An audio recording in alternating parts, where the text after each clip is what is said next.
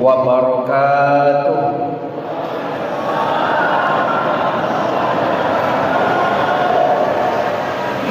Maulaya salli wa sallim daiman abada ala habibika khairil halqi kullihim huwal habibul ladzi turja syafa'atuhu li kulli khawlin minal ahwalil muqtahimin ya rabbi bil mustafa balligh maqasidana waghfir lana ma madaya wasi'al karami ya rabbi bil mustafa balligh maqasidana waghfir lana ma madaya wasi'al karami ila hadratin Nabil Mustafa sallallahu ala sayyidina Muhammadin syekhul lillahi lahumul fatihah. A'udzu billahi minasyaitonir rajim. Bismillahirrahmanirrahim. Alhamdulillahirabbil alamin. Iyyaka na'budu wa iyyaka nasta'in. Amin. Allahumma nawwir qulubana wa quluba jami'i man khatara fi majlisina hadza binuril ma'rifah wa ilmil mukasyafah wal basirah wal iman wal islam ya fattahu ya alim iftah qulubana wa qulubahum futuhal arifin rabbana iftah bainana wa baina qaumina bil haqqi wa anta khairul fatihin amin amin ya rabbal alamin. Hadratal muhtaramin wal muhtaramat ikhwanu fillah, alhamdulillah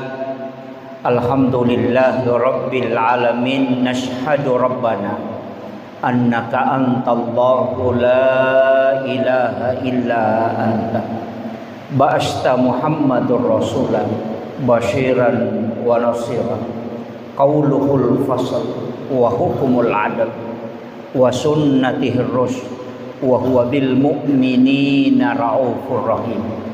Allahumma shalli ala sayyidina Muhammadin salatan tuballighuna biha kullal maqsud ya jawadu ya ma'bud ya rahimu ya wadud birahmatika ya arhamar rahimin. Allahumma shalli ala sayyidina Muhammadin tibbil qulubi wa dawaiha wa afiyatil abdani wa shifaiha wa nuril absari wa diyaiha wa ala alihi wa sahbihi wa sallim. Yang kami muliakan, kami ta'zimi Bapak Bupati Kabupaten Kepulauan Selayar beserta seluruh keluarga.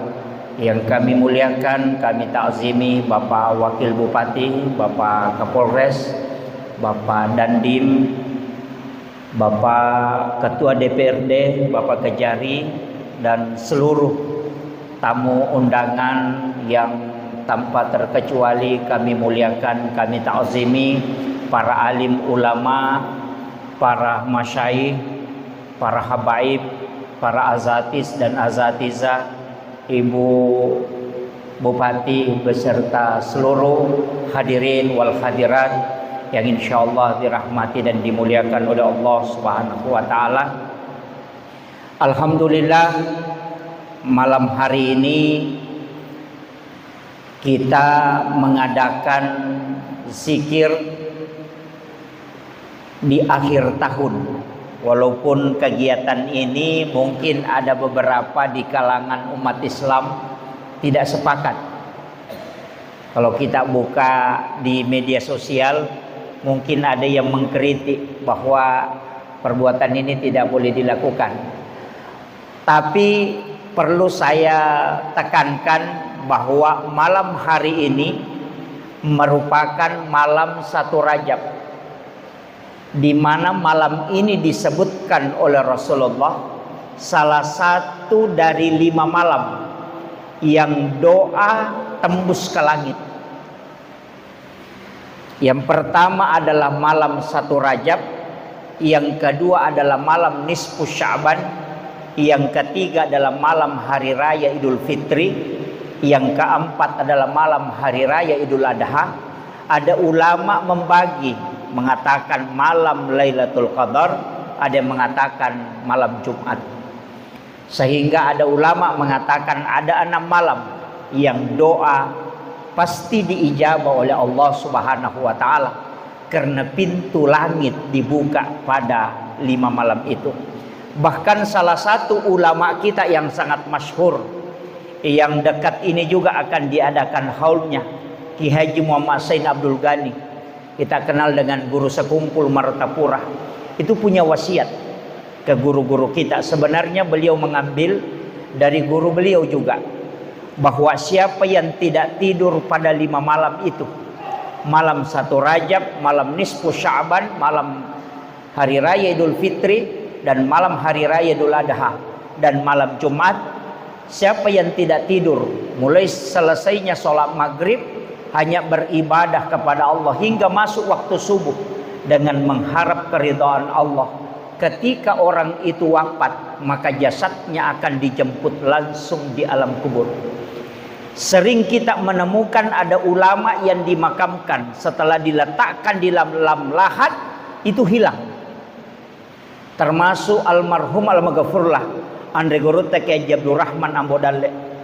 Saya dapat langsung informasi dari yang memasukkan ke dalam lahat adalah guru kami tercinta almarhum Ki Haji Fathuddin Sukara, mantan Ketua Majelis Ulama Indonesia Kabupaten Sidrap. Itu beliau yang memasukkan ke dalam lahat, mengatakan guru tak pas kami lepaskan, letakkan di dalam lahat, itu sudah tidak ada isinya kain kafan. Amalan yang dilakukan ulama-ulama seperti itu adalah tidak tidur pada 5 malam itu, dan pasti jasadnya akan dijemput ketika masuk ke dalam lahat. Itu tidak mudah, utamanya bagi penceramah, karena mungkin kita penceramah akan melaksanakan tugas ceramah hari raya Idul Fitri dan Idul Adha. Kalau tidak tidur 1 malam itu jadi masalah. Itulah sehingga banyak ulama kita tidak menjadwalkan dirinya khutbah keliling ketika hari Jumat, dan juga tidak keluar di saat hari raya Idul Fitri Idul Adha. Kenapa? Karena dia fokuskan untuk berdua-duaan dengan Allah di waktu-waktu yang istimewa. Nah, malam ini jamaah sekalian adalah waktu yang istimewa. Saya tidak terlalu melihat ke pergantian tahunnya, tapi saya melihat pada hakikat yang disampaikan oleh Rasulullah adalah malam 1 Rajab. Kenapa istimewa malam ini? Karena malam 1 Rajab adalah malam di mana nurnya Rasulullah dimasukkan ke dalam perut ibunya Siti Aminah. Maka siapa yang bermunajah pada malam hari ini, insya Allah doanya akan mustajabah. Maka sungguh sangat tepat Bapak Bupati beserta seluruh jajaran mengadakan kegiatan ini. Ini juga salah satu cara untuk mengingatkan kita, karena ada tema, ini temanya sangat spiritual. Saya agak susah mengurai temanya, tapi mudah-mudahan hakikat waktu. Kalau kita bicara waktu dalam agama, itu Allah sebenarnya sudah membagi. Saya ambil dulu garis besarnya Bapak Ibu sekalian. Dalam 1 tahun ada 4 bulan yang disebut bulan haram.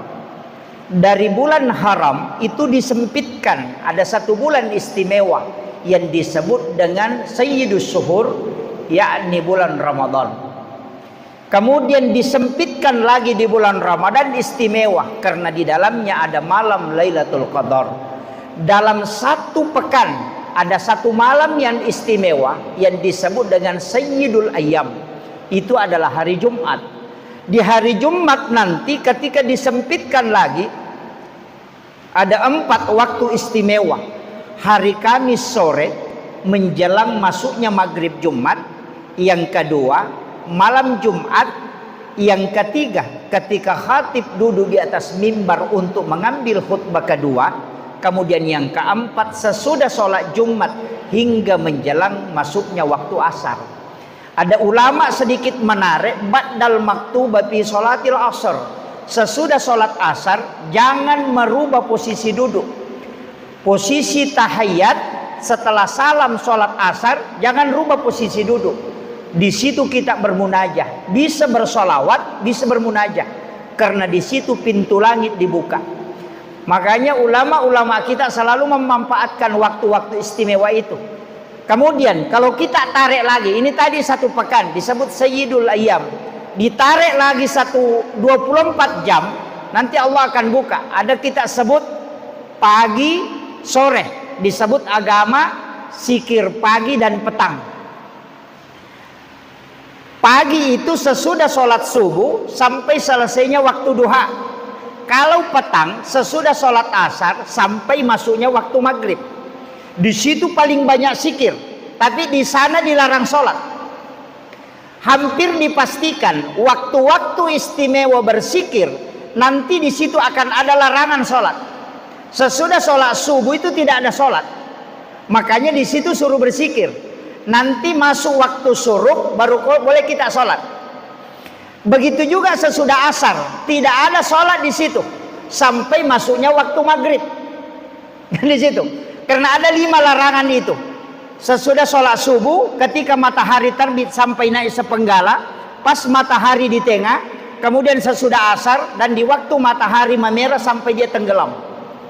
Kan 2 waktu itu disebut dengan waktu tanduk syaitan, ketika matahari terbit dan ketika tenggelam. Makanya Rasulullah menyuruh anak-anak kita masuk ke dalam rumah.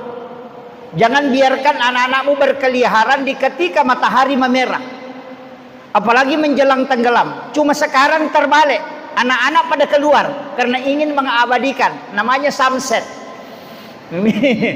Kayak tadi ketika diajak pergi melihat sunset, saya tidak berangkat. Kenapa? Sebenarnya itu tanduk setan yang orang tidak sadari sampai hari ini. Itu kan larangan, Pak.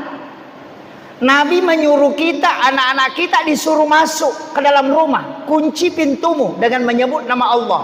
Tutup jendelamu dengan menyebut nama Allah. Supaya jin itu tidak masuk. Anak-anakmu tidak terpengaruh dengan jin. Sekarang anak-anak pada keluar mengabadikan itu. Dan ini yang kita tidak sadari. Ya, saya tidak salahkan, tapi mesti ditahu. Itu kan ini. Makanya agama ini ada hal-hal yang kita sebenarnya dilarang. Kemudian waktu yang disebut di dalam hadis maupun di dalam ayat ada beberapa, Pak. Yang pertama yang istimewa itu antara maghrib dengan isya. Di situ sebenarnya kalau saya jangan zikir, jangan baca Quran antara maghrib dengan isya, jangan mengaji dulu di situ. Karena di situ waktu sempit itu ada sholat yang disebut dengan awabin. Sholat ini kata Rasulullah, siapa yang mengerjakan sekali saja itu setara dengan sholat sunat 12 tahun lamanya. Jadi sholat sunat awabin itu setara dengan sholat sunat 12 tahun lamanya. Dan dosa diampuni selama 50 tahun. Itulah sehingga sholat ini disebut sholat sunat taubat karena fungsinya. Disebut juga sholat sunat awabin karena waktunya.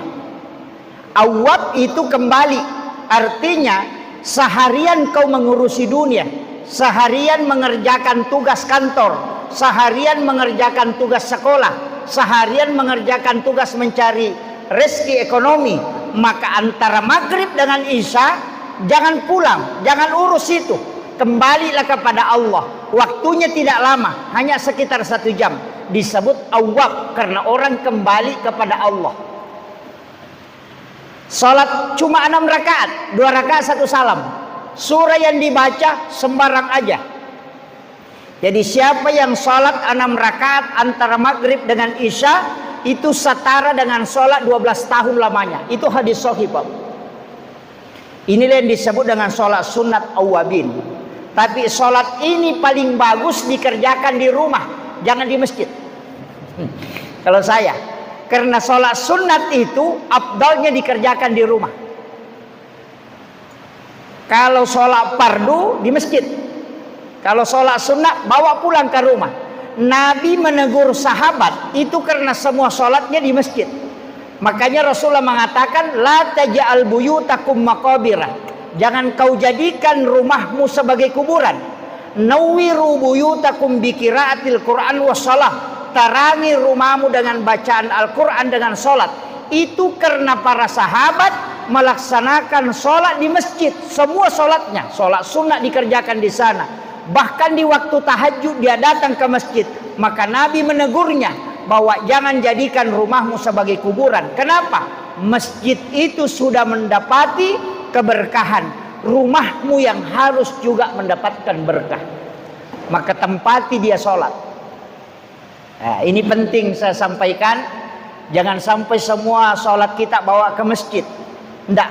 Rumah itu butuh berkah. Apalagi sekarang kita bikin rumah kebablasan, Pak. Saya mengatakan kebablasan karena kita selalu men-setting sesuai dengan arsitektur. Saya agak kurang sepakat di dalam kamar itu ada WC. Rumah yang di kamar kita kan di dalam kamar itu kadang ada WC. Kenapa? Karena rumah yang kamarnya ada WC di dalam, itu kan jin pasti tinggal di situ. Ketika pintu itu terbuka, maka jinnya pasti bolak-balik masuk ke dalam kamar. Dari sinilah banyak orang yang kena penyakit lain-lain. Dan itu tidak disadari. Makanya kalau masuk WC kan apa doanya? Allahumma inni a'udzubika minal khubasi wal khaba'is. Dan ketika pintu WC terbuka, maka kamar kita akan menjadi tempat bolak-baliknya jin itu. Dan dari situlah kenapa banyak orang kena penyakit lain-lain dan kadang tidak bisa tidur. Itu karena gangguan itu. Tapi saya tidak salahkan kalau rumahnya sudah begitu, ya. Tapi ulama kita dari dulu itu sudah memperhatikan semua bagaimana men-setting tempat, apalagi kalau mau ditempati sholat. Maka yang paling aman sekarang bikin mihrab. Itu yang paling aman. Karena kalau di kamar sendiri langsung biasanya terkoneksi juga dengan WC. Ya. Tapi jangan kembali nanti bongkar rumahnya, jangan. Itu saya cuma sampaikan ini, ya. Kemudian waktu-waktu istimewa itu antara maghrib dengan isya, kemudian sepertiga malam. Tapi ada waktu yang paling istimewa, Pak. Dari sepertiga malam kemudian mundur sedikit menjelang masuknya subuh, itu disebut wabil azhari hum yastaghfirun. Ini jarang dimanfaatkan orang. Dan di waktu sahara hendaknya kalian beristighfar. Waktu ini kalau sahara itu bahasa Arab. Sahara ini adalah waktu sekitar 15 atau 20 menit sebelum masuknya waktu subuh. Itu sempit sekali waktunya. Jadi bukan waktu sepertiga malam, bukan waktu sholat tahajud ujungnya, tapi belum subuh. Jadi ada waktu di situ, waktu antara hanya sekitar 20 menit maksimal. Itulah yang disebut dengan sahara. Kalau kita makan di waktu itu, maka disebut makan sahur. Kan gitu. Karena makan di waktu sahara, makanya disebut makan sahur. Jadi sebenarnya makan sahur itu Bapak Ibu sekalian 10 atau 15 menit sebelum masuknya waktu subuh. Kalau makan sahur jam 3 itu bukan makan sahur, itu makan tengah malam. Ini harus ditahu ini. Karena kita keliru, Pak, memahami itu makan sahur. Dia bilang jam 3 nanti terlambat, makan mami dulu supaya bisa tidur. Jangan, makanya Nabi mengatakan akhirkan sahurmu. Jadi saya itu nanti makan sahur 5 menit sebelum imsak. Jadi pas imsak sudah selesai, walaupun masih boleh makan. Karena imsak di Indonesia itu masih ada 10 menit. Kalau di Arab tidak ada. Imsak itu subuh. Kalau imsak Indonesia masih ada 10 menit. Karena kadang kita tidak mengikuti imsak, mengikuti nasi di piring. Itu kalau orang Arab tidak berani itu. Kalau Indonesia itu kalau masih ada nasinya dihabiskan dulu. Sebenarnya begini, saya biasa katakan ke jamaah, silahkan makan sahur, silahkan makan, tapi tidak usah niatkan sahur. Jam 3 mau makan silahkan, jam 2 mau makan silahkan, tapi jangan niat sahur, makan saja. Nanti menjelang imsak, ambil air 1 gelas, ambil kurma 3 biji, baru niatkan sahur. Kita mengikuti makan sahur waktunya yang barakah, sekaligus mengikuti sunnah Nabi sahur dengan kurma dan air putih. Makan nasinya silahkan, mau makan 3 piring tidak masalah. Kan begitu. Tapi nanti menjelang imsak baru kita sahur, karena di situ berkah. Tapi apa yang dilakukan di waktu itu? Yang paling bagus adalah beristighfar. Wabil azhari, kata Allah, hum yastaghfirun. Dan di waktu sahara hendaknya kalian beristighfar. Begini Pak, saya ambil analogi sederhana. Kalau Pak Bupati yang undang kita ke rumahnya, dia bilang begini, datang ke kantor atau ke kantor, bawa proposal, nanti saya kasih bantuan. Kalau kita datang pasti dikasih, karena dia yang janji. Tapi kalau dia tidak janji kemudian kita datang, untung kalau dikasih. Begitu juga dengan kalimat itu tadi. Allah yang memanggil kita, wabil azhari hum yastaghfirun. Wahai hamba-hambaku, datanglah kepadaku di waktu sahara ini, maka aku akan mengampuni dosa-dosamu. Makanya dia suruh kita hum yastaghfirun. Kita disuruh beristighfar. Nah, istighfar itu kan sebenarnya ada 2 Pak. Ada istighfar penutup dosa, ada istighfar penghapus dosa. Ya. Kalau istighfar penutup dosa, ya astaghfirullahaladzim, astaghfirullahaladzim alladzi la ilaha illa huwal hayyul qayyum wa atubu ilaik. Itu dosa tidak dihapus. Jadi orang baca istighfar itu dosanya tidak terhapus, cuma tertutup. Karena istighfar itu dari kata bahasa istighfar itu dari kata istighfar. Istighfar itu menutup yang nampak.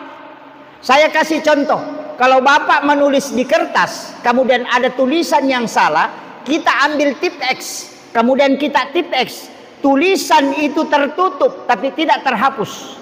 Itulah makna istighfar, menutup yang nampak, supaya dosa itu tidak memberikan akibat yang fatal. Tapi ada kalimat bukan istighfar tapi menghapus dosa. Itu cuma ada 2. Yang pertama di Ramadan, yang kedua di dalam sholat. Allahumma innaka afuun karim. Itu al-afu, menghapus yang ada.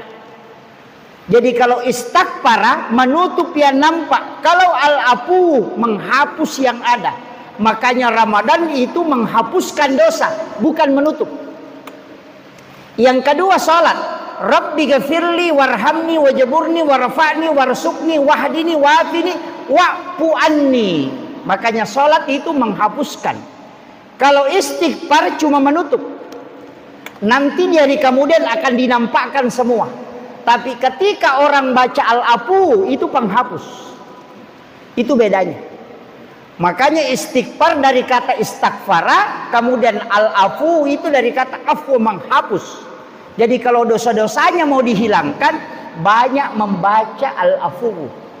Makanya kalau di Ramadan diistirahatkan istighfar, yang dipakai al-afu. Makanya itu sering dipakai. Allahumma innaka afuun karim. Kan itu yang dipakai karena memang fungsinya di situ. Jadi ini untuk kalimat ini dulu saya ngaji sama salah satu ulama sufi. Saya tidak mengerti betul makna penghapus dosa itu. Nanti dia kaji mulai dari segi bahasa sampai hakikat. Saya bilang, oh ternyata memang ulama kita dari dulu sudah membahas itu. Sehingga ada waktu-waktu memang itu pas ibadah tertentu. Jadi jangan sembarang. Makanya saya bilang, mesti kita cerdas dalam beribadah. Ya. Orang yang cerdas dalam beribadah itu insya Allah hidup kita ini tidak panjang Pak, sebentar aja. Ini pelajaran. Mudah-mudahan di waktu yang singkat kita bisa dapatkan keberkahan. Karena itu kuncinya mencari waktu-waktu istimewa. Jangan asal ibadah, jangan. Mesti mencari waktu istimewa. Ada waktu paling istimewa bersama dengan Allah. Ada waktu istimewa kita bersolawat ke Nabi. Ada waktu istimewa kita sholat. Ada waktu istimewa kita membaca Al-Quran. Jadi mesti kita pilih itu. Jangan sembarang. Sebenarnya boleh, tapi kalau mau cerdas, cari waktu-waktu tertentu. Sama dengan doa. Kalau kita berdoa Bapak Ibu sekalian, itu doakan malaikat itu mukallaf. Mukallaf artinya punya aturan dan mengikuti aturan. Malaikat itu melapor cuma 2 kali dalam 1 minggu. Pertama hari Kamis, yang kedua hari Senin. Itu kan tugasnya malaikat bolak-balik ke langit melapor. Jadi semua doa yang kita panjatkan itu dicatat. Dan nanti hari Senin dilapor. Yang kedua melapor hari Kamis. Jadi Bapak Ibu kalau berdoa hari Jumat, hari Sabtu, itu baru dicatat. Tidak dilapor. Hari Ahad dicatat. Nanti hari Senin baru dilapor. Kan gitu. Bayangkan kalau suami selingkuh hari Selasa, kita berdoa, malaikat catat, dia belum lapor. Hari Rabu berdoa, malaikat catat, belum lapor.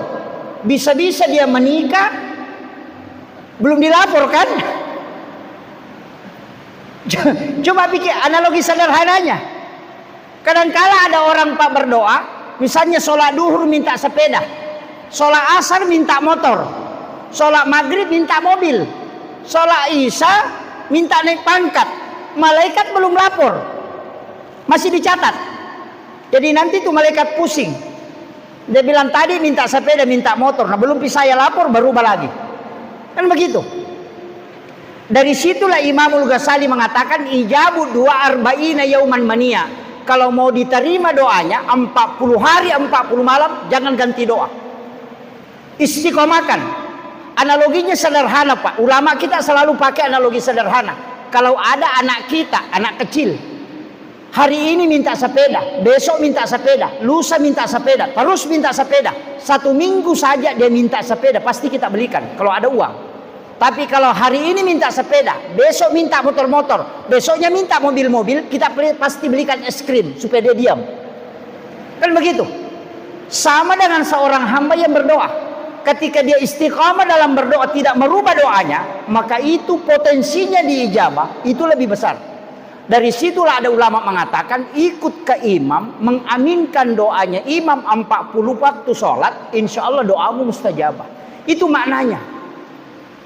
Jadi analoginya ke situ Pak. Jadi ulama kita itu pakai logika begitu.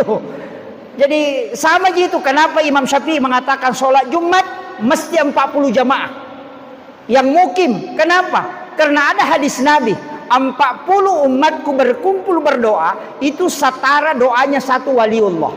Itu kan yang dikejar. Kan gitu. Jadi masing-masing ada alasannya. Nah, kemudian doa tadi.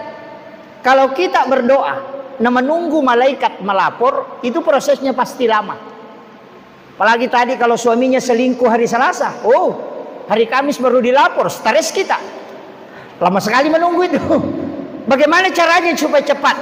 Dari semua ibadah yang diperintahkan oleh Allah, Nabi minta satu yang diminta Nabi.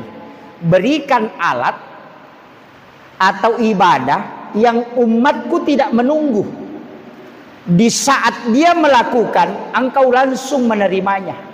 Dan ternyata Allah turunkan, itulah sholat. Dari situlah semua ibadah ada sholatnya. Doa musafir kan ada. Bismillahi tawakkaltu. Kemudian yang kedua alallahi. Kemudian yang ketiga la haula wala quwata illa billahi wa huwal aliyil azim. Ini sebenarnya 3 doa Pak, bukan 1 itu. Cuma kadang kita itu selalu nyambung itu. Bismillahirrahmanirrahim. Jangan disambung. Bismillahirrahmanirrahim. Singgah. Setelah itu baru alallahi.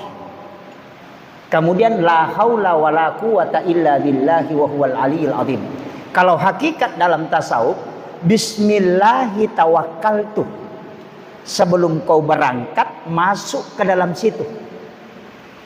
Asma'nya dulu kau sebut, baru kau masuk ke situ. Kemudian alallahi, kau mau kemana? Titip sama dia. Baru la haula, bahwa tidak ada daya dan kekuatan yang jalan ini hanya engkau. Makanya tiga itu mesti diresapi betul. Jangan hanya baca bismillahirrahmanirrahim. Burung beo juga bisa baca itu, Pak. Iya. Itulah Nabi bilang orang dulu, orang Bugis bilang letuk memang kenapa jokah. Artinya sampai memanglah kamu sebelum engkau berangkat. Itu maksudnya. Jadi banyak hal sebenarnya kalau di hakikat itu dikaji. Kemudian itulah yang diminta Rasulullah, bahwa berikan alat untuk umatku, dia bisa langsung tanpa menunggu. Malaikat hanya mencatat, tapi laporannya sudah sampai. Maka Allah turunkan sholat. Makanya semua ada doa musafir, tapi kenapa ada sholat sunat musafir? Ada doa taubat, tapi kenapa masih ada sholat sunat taubat? Nah, padahal sudah ada doa taubat, kan gitu. Bahkan ada sujudul istighfar. Kemudian wudu, kenapa sudah ada doa wudu? Kenapa masih ada sholat sunat wudu? Kenapa ada doa hajat? Kenapa masih ada sholat sunat hajat? Ini karena satu-satunya ibadah yang tidak melalui perantara malaikat, itu hanya sholat. Makanya ibadah yang tidak bisa dicampur itu cuma sholat.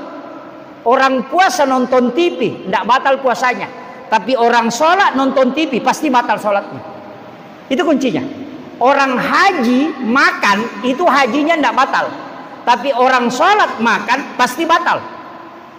Semua ibadah yang dilakukan, satu-satunya yang tidak bisa dicampur itu cuma sholat. Kenapa? Karena kau komunikasi langsung dengan Allah. Dan satu-satunya ibadah yang tidak bisa dilewati orang di depannya itu cuma sholat. Orang haji, orang langkahi tidak masalah. Orang puasa dilangkahi tidak masalah. Tapi memotong di depannya orang sholat, kata Nabi, kau lebih memilih 40 tahun di atas bara api neraka jahanam dibanding lewat di depannya orang sholat sekali. Itu fatalnya, Pak. Kenapa? Karena kau baru mau komunikasi langsung dengan Allah. Makanya kalau punya masalah, sholat 2 rakaat, baru di situ kita minta. Jangan sesudah salam baru berdoa. Malaikat bilang terlambat kau bos. Gitu. Iya. Masa di saat kau bicara kau tidak minta, nanti selesai bicara baru kau meminta? Salah. Kan gitu. Kenapa ada namanya sholat sunat taubat? Nah, sudah ada doa taubat. Karena kalau sholat kau minta tidak memiliki perantara, langsung minta sama Sang Khalik. Makanya disebut wa huwa qaimun yusalli fil mihrab. Ketika dia sholat berdiri di dalam mihrabnya, dia meminta. Apa permintaannya? Rabbi habli min ladunka zurriyatan thayyibatan innaka sami'ud du'a. Kan itu Nabi Zakaria kan? Karena tidak punya keturunan, istrinya sudah menopause, dia sudah ubanan tua, yakin bahwa tidak punya keturunan.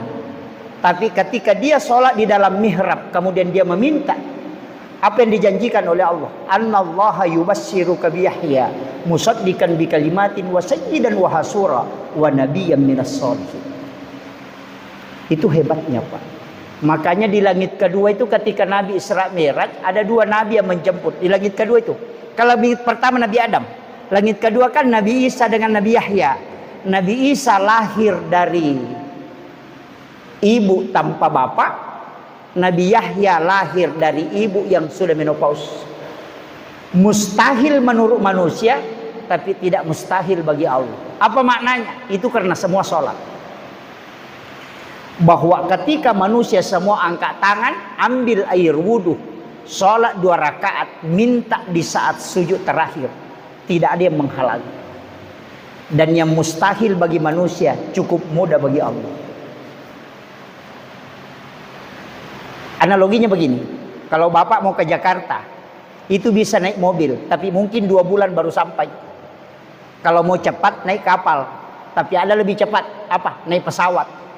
Kalau masih mau lebih cepat, ndak usah naik kapal, ndak usah naik mobil, ndak usah naik pesawat. Naik apa? Telepon saja. Kan gitu. Kalau mau ketemu dengan Allah langsung, bisa dengan zikir, bisa. Bisa dengan sedekah, bisa. Bisa dengan bacaan Al-Quran, bisa. Tapi yang paling cepat, tanpa perantara, ambil air wudhu kemudian sholat. Itu tanpa melalui negosiasi malaikat, tapi langsung dengan Allah. Makanya Bapak Ibu sekalian, mudah-mudahan di refleksi pergantian tahun ini, kita bisa menjadikan sholat sebagai kebutuhan. Itulah maknanya. Sholat sebagai kebutuhan, bukan sebagai perintah. Banyak kan yang sering ceramah, jadikan sholat sebagai kebutuhan, tapi tidak paham. Rasulullah apapun masalahnya pasti sholat. Itu aja kuncinya. Bukan zikir. Kalau zikir itu kan pendekatan. Tapi kalau sholat itu koneksi langsung. Cuma kita harus melatih kalbu dengan zikir. Supaya kalbu terus terikat. Jadi jangan sampai di sholat itu tidak bisa terikat. Makanya nanti lepas sholat, makanya harus dilatih terus. Orang latihan terus itu supaya nanti di dalam sholat mudah. Tapi zikir memang, karena sholat pasti terbatas. Diawali takbir, ditutup salam. Setelah itu kan bukan sholat, maka harus zikir di situ. Jangan lepas. Zikir itu banyak Pak Bu. Saya kasih tahu. Semua yang diberikan kepada Nabi disebut Sayyid. Hari diberikan disebut Sayyidul Ayyam. Bulan yang diberikan disebut dengan Sayyidus Syuhur. Istighfar yang diberikan kepada beliau disebut Sayyidul Istighfar. Ini yang penting sedikit saya sampaikan. Bapak Ibu jamaah sekalian, saya titip satu pesan. Jangan sampai kita tidak hafal Sayyidul Istighfar. Itu musibah.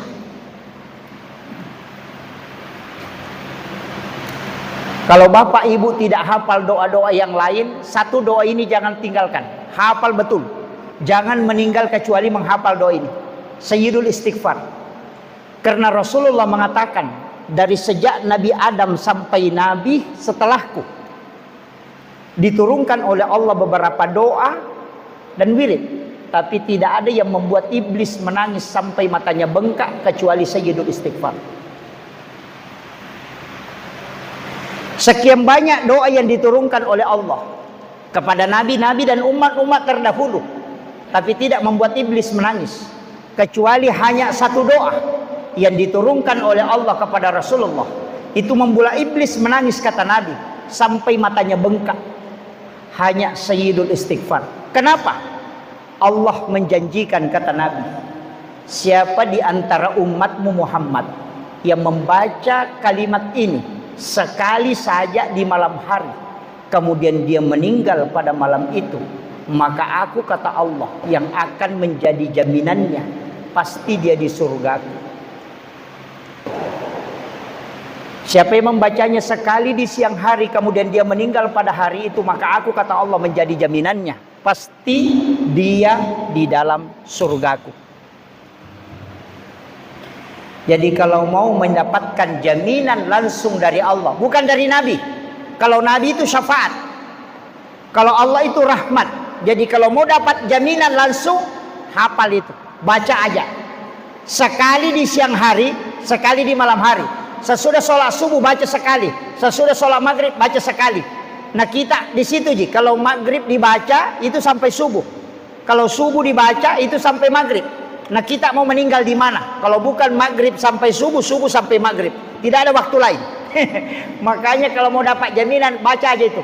Allahumma anta rabbi la ilaha illa anta khalaqtani wa na'buduka wa la adika wa adika mastata'tu wa a'udzubika min syarri ma sana'tu abu laka bi ni'matika alayya wa abu laka bi dzambi faghfir li fa innahu la yaghfiru dzunuba illa anta.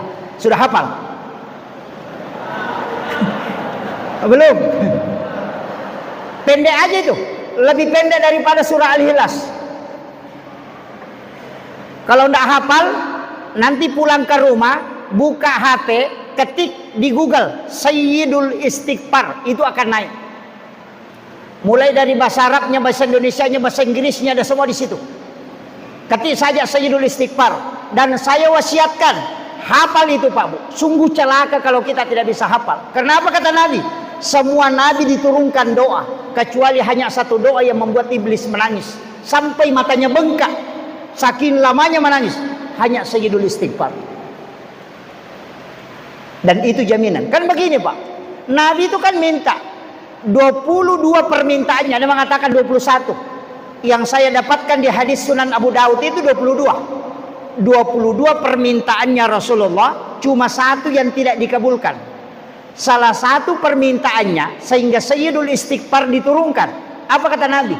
Ya Rabb, berikan jaminan umatku mendapatkan surgamu, bukan dariku, bukan dari aku, kata Nabi. Karena jalurnya Rasulullah syafaat, jalurnya Allah rahmat.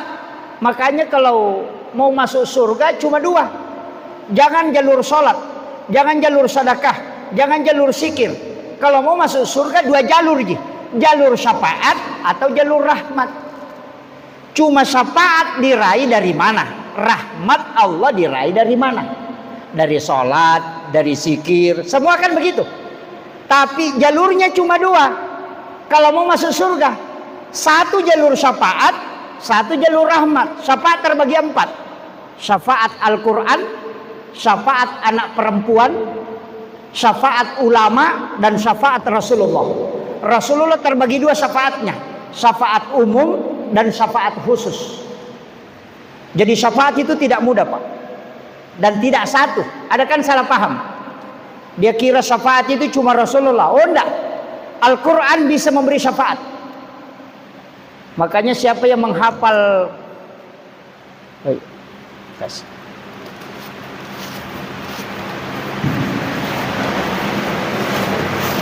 Makanya siapa yang menghafal Quran suratul Mulk itu syafaat di alam kubur. Makanya disebut Nabi sebagai surah Al-Munji'ah, perisai dari asap kubur. Al-Quran itu syafaatnya menghalangi, bukan menolong ketika celaka. Jadi dia di dalam kubur tidak diazab. Bisa ditukar mungkin, lepas-lepas, atau sekalian 2.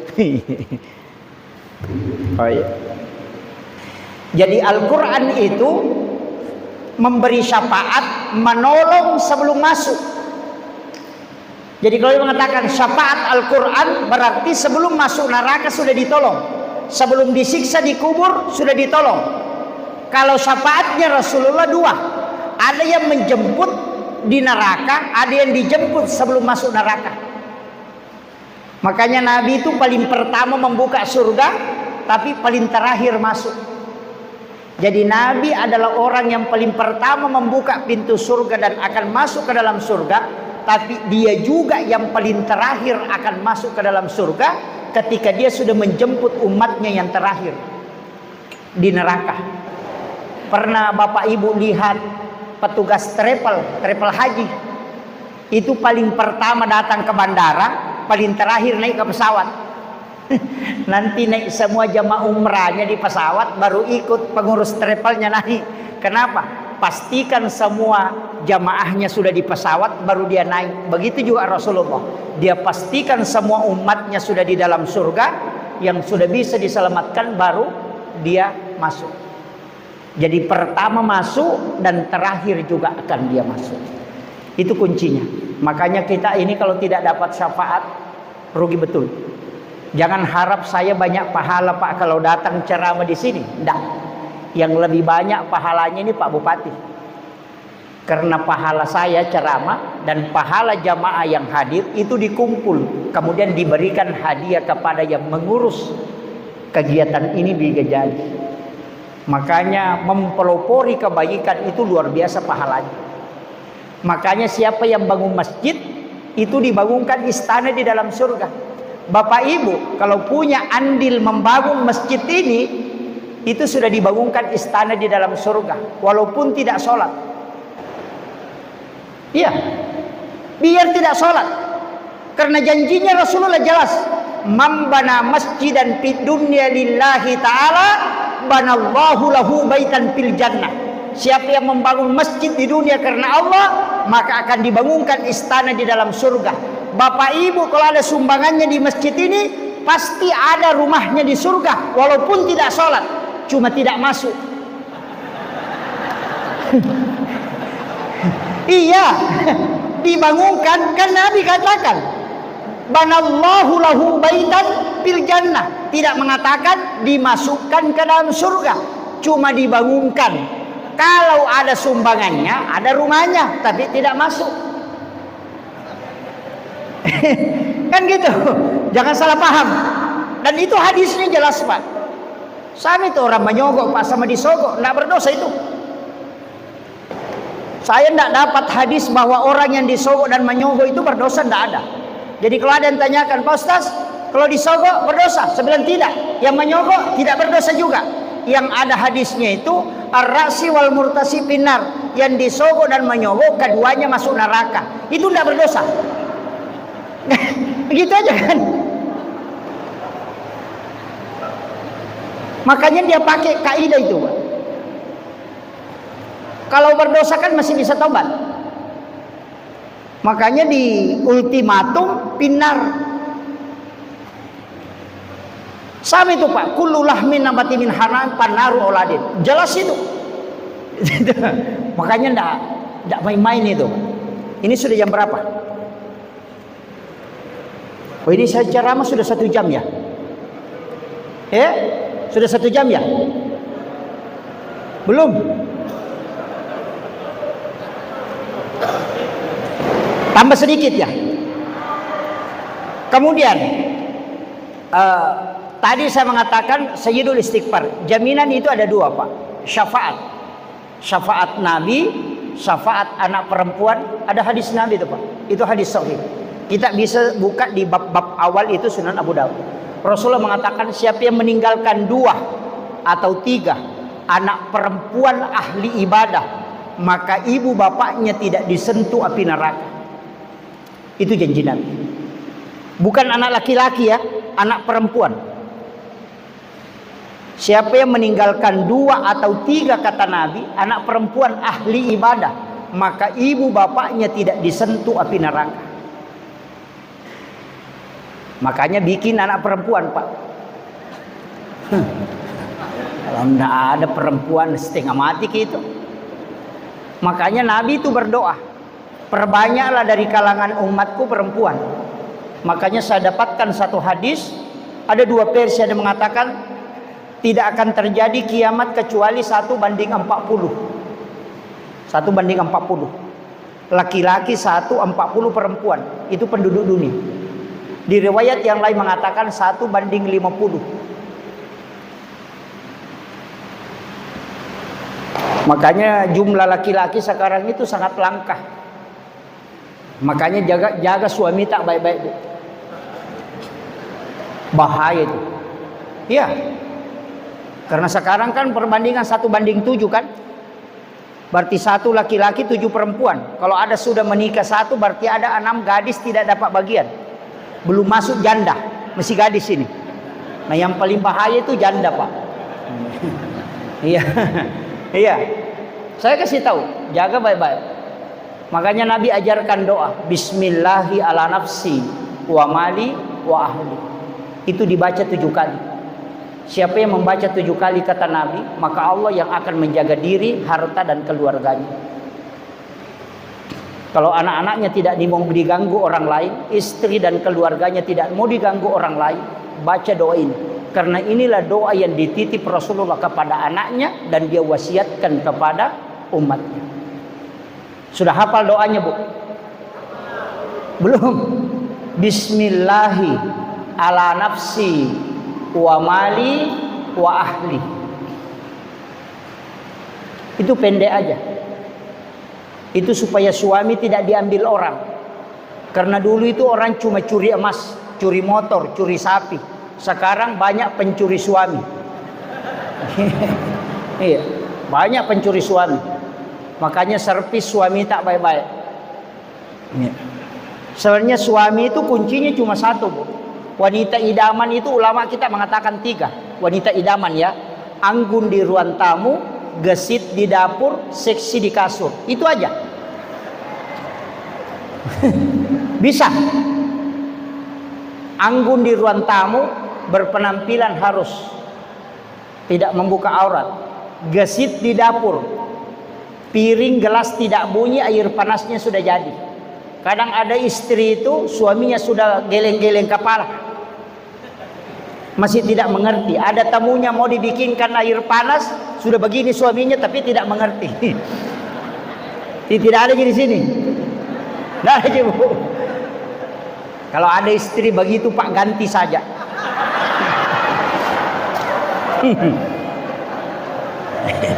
Jadi masalah itu.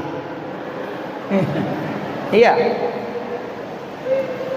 Kemudian seksi di kasur. Berpenampilan paling seksi itu kalau bersama dengan suami. Iya. Itu penting. Karena syahwat suami itu ada pada pandangan. 60-70% itu ada pada pandangan. Kalau wanita itu ada pada pendengaran. Makanya beda. Jadi suami laki-laki itu biar tidak ganteng, yang penting pintar merayu, pasti laku. Kalau perempuan tidak. Beda memang. Karena syahwatnya laki-laki itu ada pada pandangan. Makanya laki-laki itu banyak error otaknya karena begitu. Iya betul, Pak. Makanya saya sampaikan memang. Dan ingat, ketika laki-laki syahwatnya naik, itu otaknya pasti error, tidak berfungsi himigdalanya. Betul, Pak. Makanya banyak pejabat yang rusak itu karena perempuan. Bahkan pimpinan pondok pesantren sekalipun itu bisa rusak karena itu. Karena tidak normal memang. Jelas, Pak. Makanya itu kalau kita minta, suami tak minta, nah kita tidak kasih, pasti jadi masalah. Biasa ditanya, mau ke kantor? Kantor. Nah itu sudah masalah itu. Jelas itu. Ini saya